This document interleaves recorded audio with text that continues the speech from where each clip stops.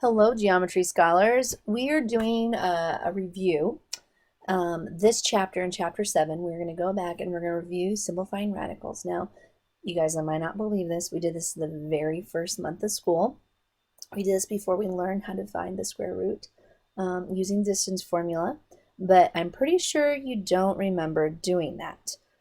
So we're going to go back, and I'm even starting the same part of the notes, exactly the same. I started and I listed ahead so you could write this in on your own, or you could test yourself later if you want to, the first 20 perfect square numbers. And the reason why we're doing this, because if you know, like the square root of, if you see 196, you know the square root of 196 is going to end up being, 14. So that's the reason why you know these. You can do them pretty quickly. We can do them in your head. So that's the reason why if you had Mr. McDonald last year, remember he had you memorize all these till I think it was like 25 or something like that squared. So that was the reason behind it. Well, today we are going to keep memorizing and working with square roots once again. And I'm going to show you two different ways of simplifying square roots. I'm going to tell you right now, I'm going to quickly shift after like 3 times of doing both examples to what I call the fastest method. If you had Mr. McDonald, and probably most of your teachers will show you both methods, and then they'll go to the one that actually is just quicker if you know your perfect square numbers. This is critical for you to know for the rest of the year in geometry. So if you're struggling with this, you need to come work with me one-on-one. It's just very important. So let's do the first thing. Let's review, and we're going to do the first method. All right, so I'm going to call this method 1. And I call this the fastest method. Method 1 is the idea that I can break a number down into factors, right? Like we know the factors of 8 are 1 and 8, 2 and 4. So when I'm looking for the square root, I'm looking for the largest perfect square number that's a factor of 1.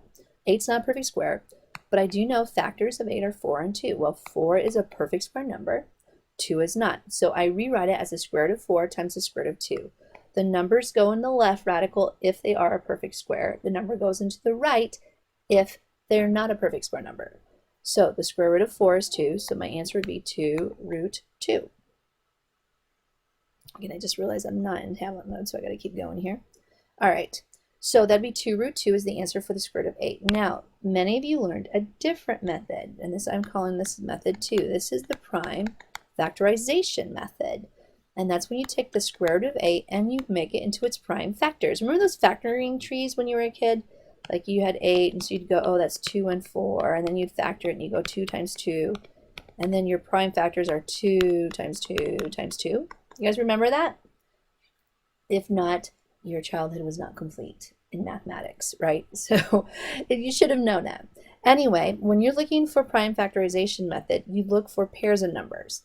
Those are going to be perfect squares because 2 times 2 is 4. Well, when you think of that, you don't really need to think about like I'm taking the square root of 4. You just need I get rid of my pair, and you put the 2 out front, so you get 2 root 2. Notice you get the same way. And when the numbers are small, prime factorization is like actually very easy to do. So let's go back. And this actually I want to use a different pen than that one. And let's do negative 2 times the square root of 98. Now, there is not a plus or minus sign when I'm doing this because I'm simplifying. I'm not solving. It's when I'm solving I have to worry about a plus or minus sign. But here, I'm going to do with method 1, excuse me. I'm going to look for the largest perfect square number that goes into, that's a factor of 98 that is a perfect square. Well, the thing is you always look 98 below. So that means this is the area I'm looking for perfect squares. Well, the largest one that goes into 98 evenly is 49. So I put 49 here because that's a perfect square. Well, what's 49 times 2? 98. So 2 is not a perfect square number, so it goes into the radical on the right. Then you take the square root. Now, once you take the square root, the radical goes away. Now, some of you who've had me before in the past, especially if you had me like in algebra lab, you know, my biggest pet peeve is when kids take the square root of 49 and then they write a square root symbol there. Like drives me nuts because like once you take the square root of a perfect square number, the radical sign is gone. So then I just simplify it. What's the negative 2 times 7? 14, negative 14 root 2. See, that was really simple. So it was method 1. But now let's do the exact same thing using the prime factorization method. So method 2. Well, I get negative 2 times the square root of 98, my original problem. Let's think of our factor tree again.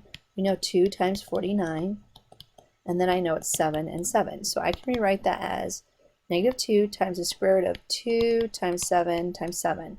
Well, again, if it's prime factorization, I'm looking for pairs because square means 2, right? Well, my pair comes out because 2 becomes 1 here. So I get negative 2 times 7 root 2. So what's a negative 2 times 7? Oh, that's a negative 14 root 2. Now, could you see, like, if I get a numbers in the hundreds or 200s, 300s, how prime factorization could take a long time? It's very doable, but it could take a long time. So here's a few things you need to remember. You just need to make sure you always look for the greatest common factor. Let's do one more time where we use taking out perfect square numbers. And so I'm going to use method 1 again. Now I'm going to show you how method 1 could go wrong if you don't use a perfect square number, but you still eventually will get there. Let's say you look at the square root of 32, and instead of going square root of 16 times the square root of 2, and then you get 4 root 2, what if you only saw 4 as your perfect square number? So you'd get square root of 4 times the square root of 8. Well, go ahead and simplify it. Now I get 2 times the square root of 8. However, we know 8 still has a factor that's a perfect square, so that means you would actually just have to do it one more time. So what's the square root of 4 then? It'd be 2. So I go 2 times 2 root 2. That's 4 root 2. To me, that's just a lot of work. But so you always need to double check your answer instead of stopping right there and going like, oh, I took a square root out. I have to make sure it's completely simplified. That means no square roots can be in there, a factor of that number. So that's why I like and prefer instead always looking for the largest one, which would be in this case 16. Square root of 16 would be 4 root 2. Notice I still got the same answer, just a lot less work. All right, last time we're going to use, in this case, method 2. Otherwise, I'm going to go fastest, the one in red, method. So we get the square root of 32. The prime factorization of 32 is 2 times 2 times 2 times 2 times 2. All right, because if you did the factor tree over here, remember you got 2 and 16, then you got 2 and 8, and then you got 2 and 4, and then you got 2 and 2. So you got 1, 2, 3, 4, 5. 5 2s. Now look for pairs.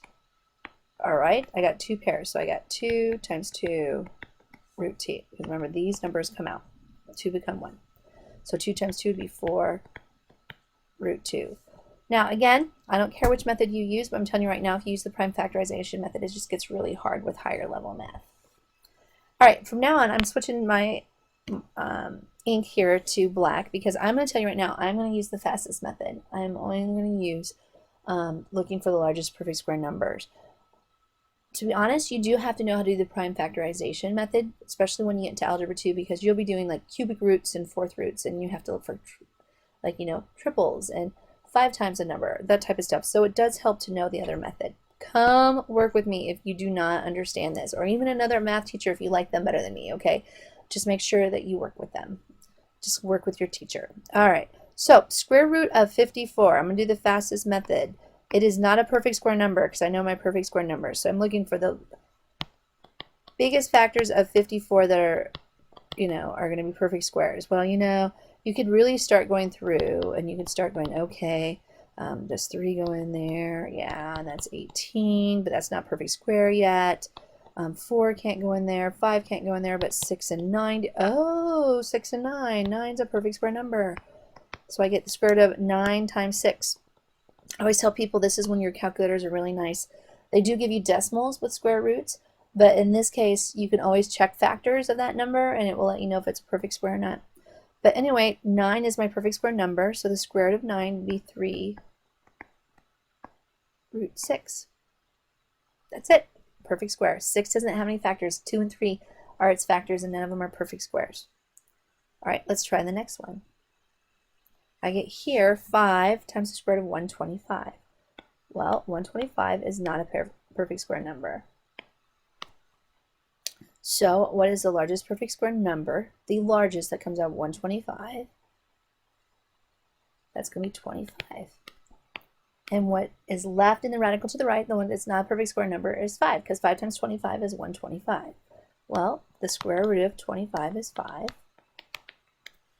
And then I have my radical 5, so 5 times 5 is 25 root 5. A lot of you are going to get to the point where you're going to go from 5 times the square root of 25 root 5 straight to 25 root 5, because you'll do that in your head, like, well, square root of 25 is 5, 5 times 5 is 25. You can do that much in your head, and it gets really fast. In fact, some of you will get so good that you'll eventually go from the first step to the last step. Some of you are like, that will never happen. Math's not my thing. You know, when you get used to doing something over and over again, maybe you will be really that good. All right, let's try the next one. 300 is not a perfect square number, but I can see a nice big perfect square number that comes out of 300. 100 is a perfect square number. 3 is not, so it goes to the radical on the right. So what's the square root of, my friends, of 100? That's 10. And then I have my radical 3 comes down, and then I gotta multiply together. Negative 10 times 10, it's a negative 100 root 3. All right, next ones. I got the square root of 108 times the square root of 3. Now, what in the world? I have a multiplication, and we haven't talked about multiplication yet. Well, actually, you've been doing multiplication. You've just been going backwards. You've been splitting them, right? 3 times 100. Well, what does that tell you when I multiply? That means I multiply the numbers underneath together, and you'd actually multiply the numbers outside together, but what's understood in front of both of those radicals is a 1. So 1 times 1 is 1, so I don't need to do it. But I'm just going to go 108 times 3. Well, that's the square root of 324. Well, guys, let's go back to the first page. Look what's a perfect square number. 324. So the square root of 324 is going to be 18. All right. What do you guys think? Does that make sense? Is your minds blown yet? Now, again, we did this all the way back, the very beginning in like August, or very beginning of September. And now I'm asking you to remember this now and really make sure you know how to simplify these. This is an Algebra 1 skill you really need to know. Now, we're going to now just learn how to add and subtract radicals. So here's some of the rules. First things first, if a radical is not simplified, you have to simplify it first.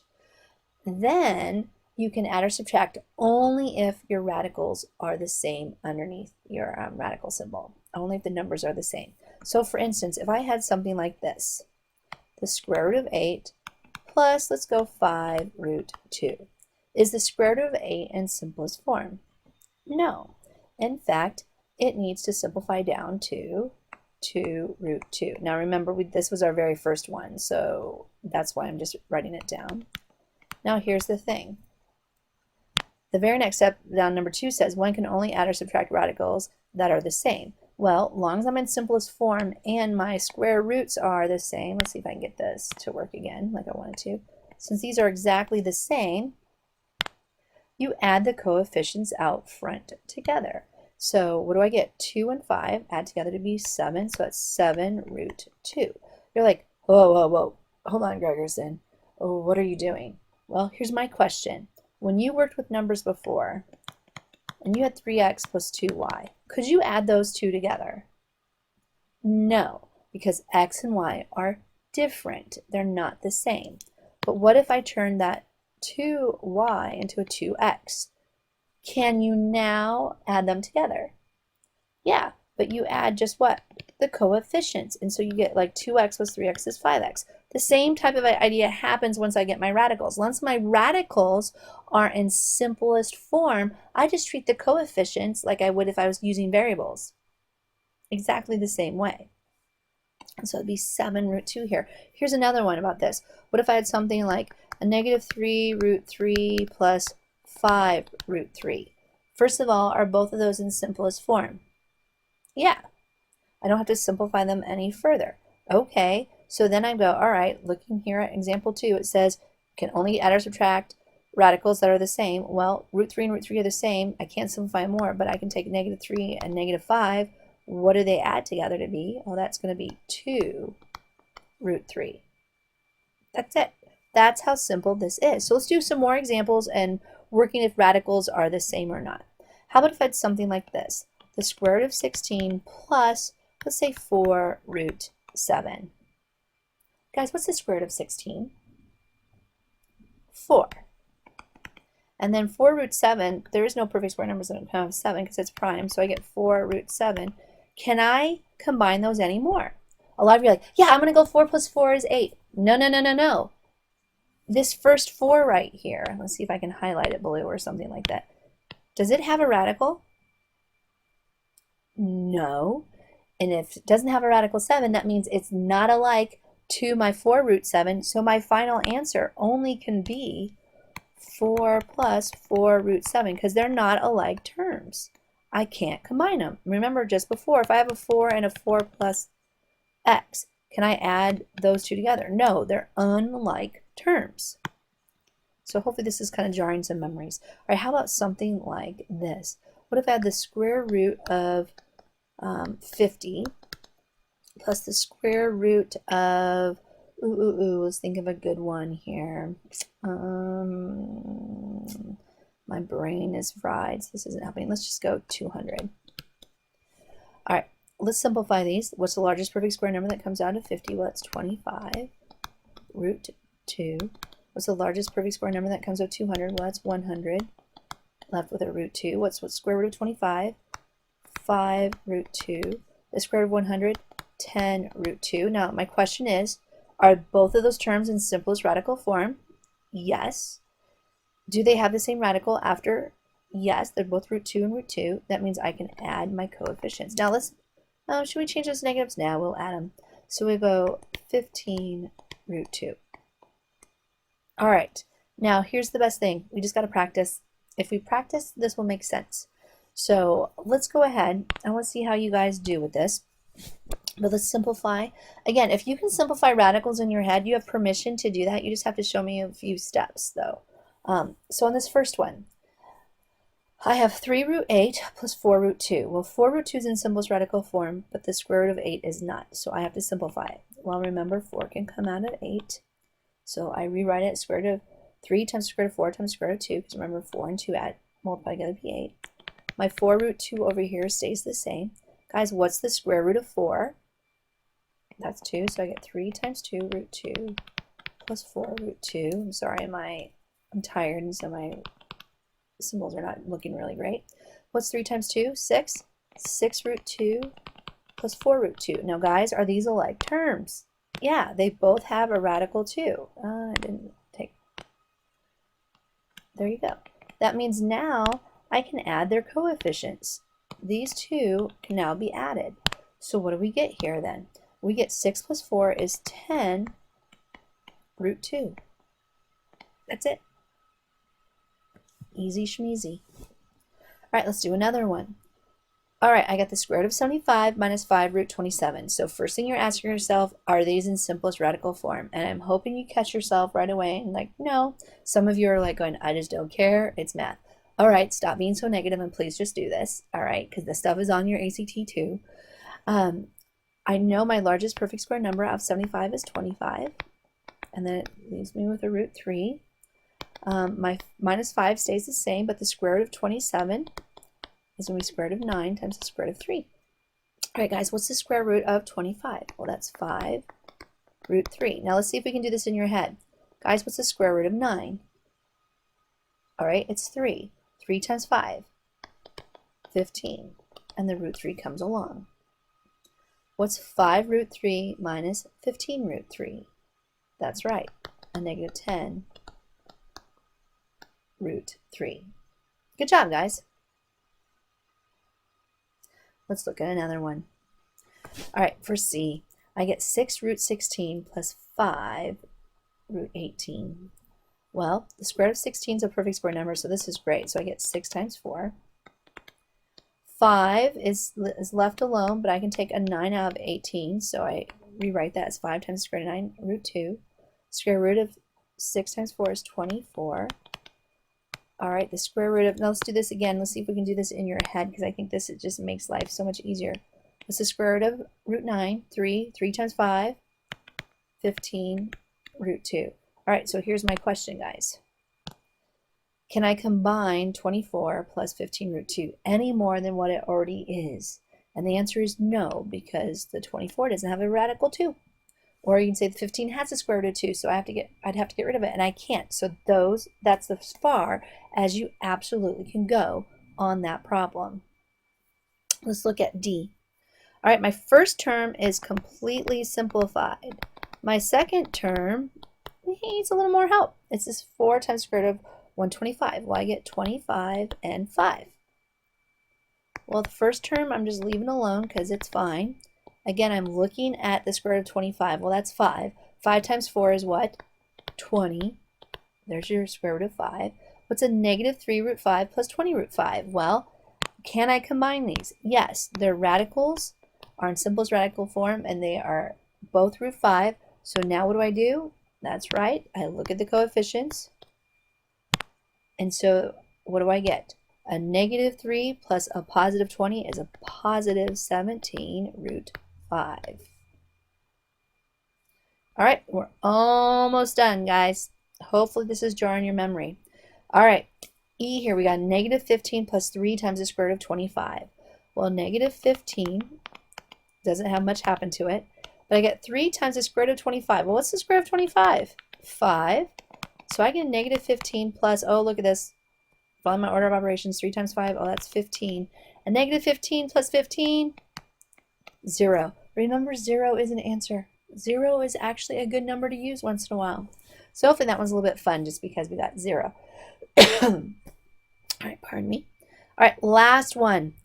I look at this, I see a negative 11 times the square root of 45 minus 4 times the square root of 32. Neither one of those are perfect square numbers, but after working with this today, hopefully you're starting to see ones that come out of there. So I have a negative 11, and so I take my 45 and I split it into my perfect square and my non-perfect squares. So I get 45, that'd be 9 and 5. All right, my 32 over there, perfect square number would be 16, and it's the one that does not is 2. And now again, let's go back, and I'm going to circle these. These two I'm going to do in my head now, so I have less I have to write down when I'm doing it. So square root of 9 is 3. 3 times a negative 11 is going to be a negative 33 root 5. And then I have here a negative 16, right? Right here is a negative 16. This negative 16, boy, I just thought a square root of 16, excuse me. Square root of 16 is 4. 4 times 4 is 16, and then the square root of 2 comes here.